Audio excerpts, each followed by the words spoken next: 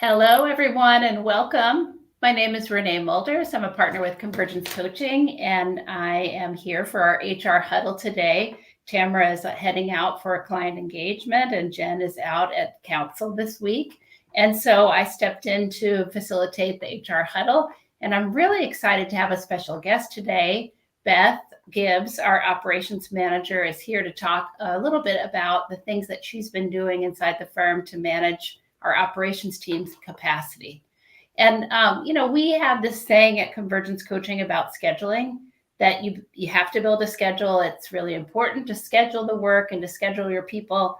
And the moment you build the schedule, it changes. And so it is really challenging. And I know firms struggle with this with their operations team. They also struggle with it on the client-facing, managing the client-facing work and scheduling that. And so how do you sort of stay on top of the schedule? How do you have the schedule be a living thing? And people management is one size fits one. We say that all the time on the HR Huddle. I'm sure you've heard it before. And so how do we have a schedule and have all these people and all these units, but then also figure in one size fits one and the schedule changing. And so Beth has really been exploring that with her 3-person operations team. And we thought it would be fun to talk about that here today. And Beth, I think this is super applicable for our HR people, for them managing their own teams, but also many of them are responsible for scheduling or have influence over scheduling on the client-facing side. So lots of things for us to share with them. And so you want to say hi, Beth? Yes. Hello. Thank you for inviting me. It's always fun when we get a chance to hang out together. So I'm happy to be here. Awesome. Okay. Well, I thought it might be interesting for us to first talk about the evolution, because we had scheduling tools in place whenever you took on this role and took over responsibility for our operations team. And so you kind of inherited some things, and then those have evolved. And so I wondered if you wanted to talk us through what that's looked like. Yeah. Well, even if I back up a little bit more, I've learned through this journey that I'm sort of on of the evolution of figuring out what strategies work well for our team, that this gauging capacity challenge is not really unique, So there's resource managers out there everywhere who are across all professions who can relate to the struggle of trying to gauge capacity and understand sort of what the baseline is. And so that you can look forward to, capacity management of what's coming down the pipeline. And so for me, it was a matter of sort of taking a look at what we are using right now and what about those tools that we're utilizing to gauge capacity, what's working well and what's really not giving me the information I need to really understand what the workload of each individual team member looks like. So that really starts with the work to do at Convergence Coaching. That's sort of our main tool that we use across the team to give everyone a peek inside the window of what your priorities are for that week. And it really just starts with an email thread, and we build upon that. Each person responds to that thread outlining for the week what they're going to be focusing on, what they need to progress, what the priorities are, if they have dependencies on other team members in order to keep their stuff moving. If stuff carried over from the week before, we can note that as well.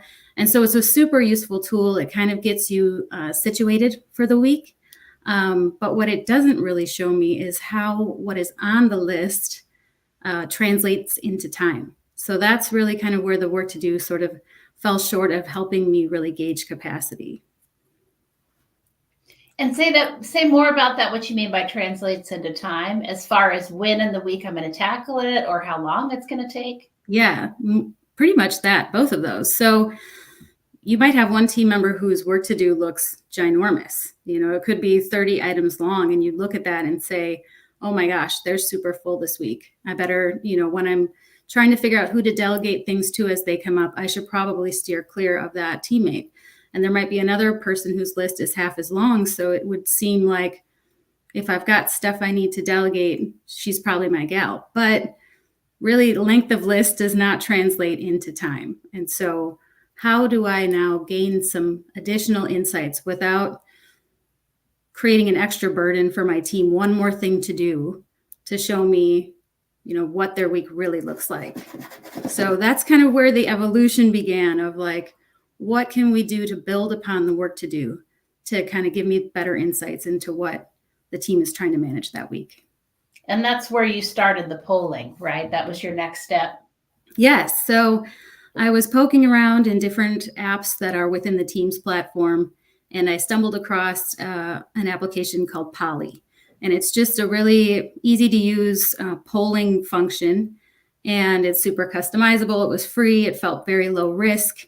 And so I thought, well, if I can maybe ask a few strategic questions in my poll that are quick to do, people won't avoid it, will I get some additional insights into what they really have on their plate that week as far as time. And so that worked out pretty well. I kept, it 2 to 3 questions long, and I would sort of trade out the first couple of questions each week to keep it from getting monotonous or boring or whatever. But the last question was always the same. And that question is, how full is your plate this week?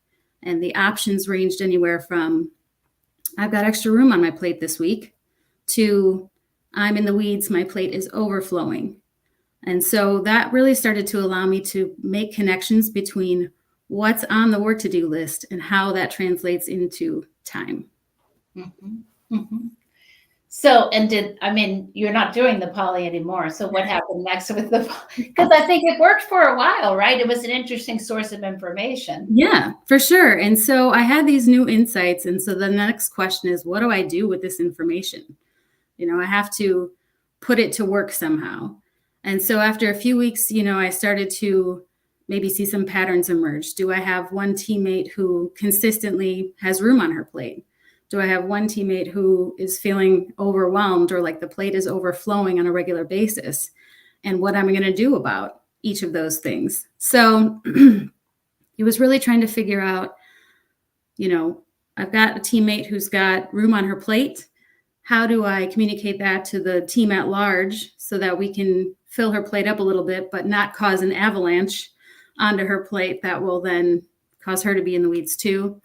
And then also equally importantly, how do I deal with a teammate whose plate is feeling consistently like it's overflowing?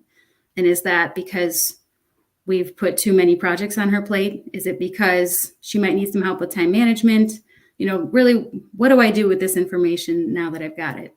So the next step was taking those insights that I got from putting the puzzle pieces of the work to do and the poly together and bringing them into our weekly one-on-one meetings. So when it comes to plates overflowing, I really just started sharing and consistently doing this exercise that I've been doing with myself. Anytime my work to do starts to feel like, where do I begin? This list is just too long to even digest. And that's just a pretty, common time management tool of breaking it down into smaller chunks. So on the operational team, we've sort of adopted the term side list. I'm sure there's a much more technical term out there for it, but basically we just run through the work to do line by line, and we break it off into days of the week. So we say, when is this due? By when does someone need this? And how long does it realistically take me to do this? And then you can really shape your week.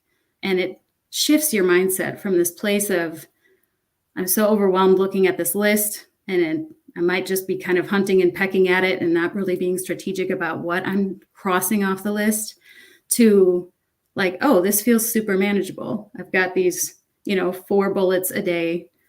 That's totally doable. So it brings you from a place of overwhelm to a place of like, oh, okay, this is doable. Yeah. Which, by the way, is, like whenever, we pretty much expect people in public accounting to manage themselves. We aren't all that hands-on a lot of times, but people do need that assistance. All of us do sometimes, looking at our list, prioritizing. So it sounds like that was a big piece of it. It's like this kind of hands-on, rolling up your sleeves. Let me help you figure out how to structure this, or where to put things, or what to tackle first. Yeah, exactly. And I felt like, we were really starting to get somewhere with this. I felt, I was gaining a little traction. The team, it was well received. I felt like, they looked forward to that. Okay, let's just pull this apart. But I also kind of had to rely on them. If they hadn't answered at the beginning of the week that they were overflowing, we may not have gone through that exercise in our one-on-one. And then I really have to rely on them to be vulnerable and ping me and say, hey, can we find 30 minutes to go through my stuff? So as useful as it is, it didn't really sustain us through the week, especially because also the list you start with at the beginning of the week is almost never the list at the end of the week. And so it was really like, how do we figure out how to add the new in with the old in a way that still makes sense, that we're still focusing on the right things. And so I took kind of this project management tool that I had learned about and thought maybe we could implement daily stand-ups. And it would sort of be like a side list exercise, just in a really short snippet each morning. So that is where we are now. Yeah. So tell us how it works. Like, what does that look like? Yeah. So it's 15 minutes each morning, just a standing meeting that we all join. The agenda is the same every single day. It's what did I work on yesterday? What's on my list for today? And is there anything, a dependency I have on another teammate or some sort of roadblock, like I'm not sure how to do this. I could use a little training or help, whatever may be the case. And so it's just those 3 items on the agenda every day. And each team member shows up with their list and we go through the list, and it's been very insightful and kind of a fun exercise. And it's nice to start the day with each other too. We've, kind of meshed even more as a team, just getting to see each other first thing in the morning. Yeah. Okay. And so tell us more about like, what are some of the benefits of the way, how that's like what you're up to there? Yeah, well, there's been many benefits, some which I predicted and some which I did not see coming at all. But one is just, having this centering thing each day. So instead of waking up and not being really sure what you're supposed to focus on first thing, it sort of puts us in this place of, hey, we've got this meeting, so I've got to come ready with my list. And it really helps you be more proactive about, we call it eating your frogs first here at Convergence Coaching. So you start to really get an idea of how many things you can realistically accomplish in the day. And then you know that if you've said this thing out loud to your team that you're going to do that day, you don't really want to show up the next day and the next day and the next day with the same thing on your list. So you kind of subconsciously start to tackle those really hard things or things that you might want to try to avoid otherwise first thing. So eating our frogs first has been a benefit that I wasn't really anticipating. It's also helping us to identify where there's been maybe miscommunications or lack of communication, or it's, we start talking through our list and all of a sudden a light bulb goes off in someone's head like, oh, I actually heard we're moving that, out to 2 weeks. So now you've, gained this insight that you maybe wouldn't have had, and now you can focus on something that's actually more time sensitive than that. Or, hey, I've got a template for that actually that I made a couple of years ago. When we're off the call, I'll send it to you in Teams and you can start with that. So there's been all kinds of just like helpful, useful, unexpected, nice things that have come out of this. And so, we're going to keep going for the foreseeable future.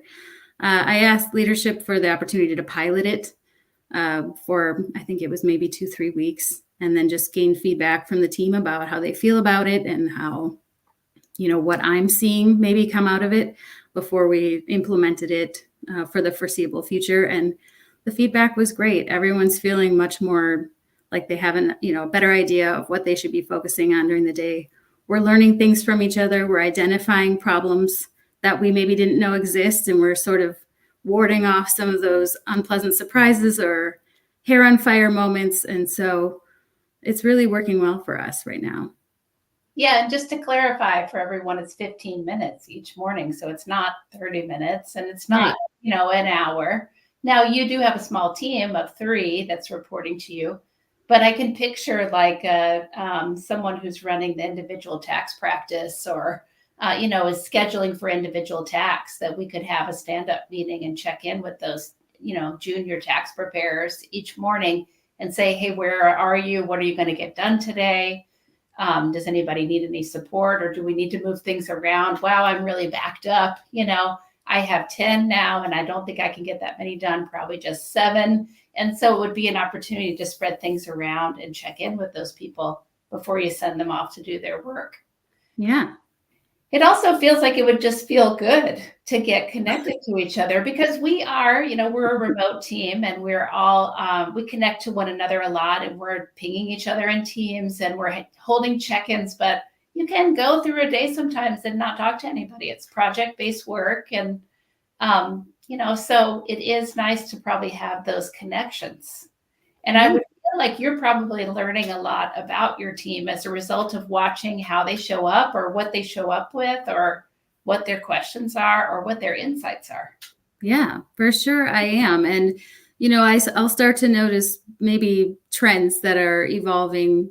If there's a teammate who has one particular thing on her list that just keeps reemerging the next day and the next day, I can think, I can address that in our one-on-one, and not as necessarily a performance issue, but what is it that's keeping you from progressing this? Is it some extra training? Are you just not sure? Is it something you feel a little bit more insecure about? Is it, writing or something client facing that you just don't have a lot of confidence with? And so I can take these insights that I'm gaining and help, to help their growth.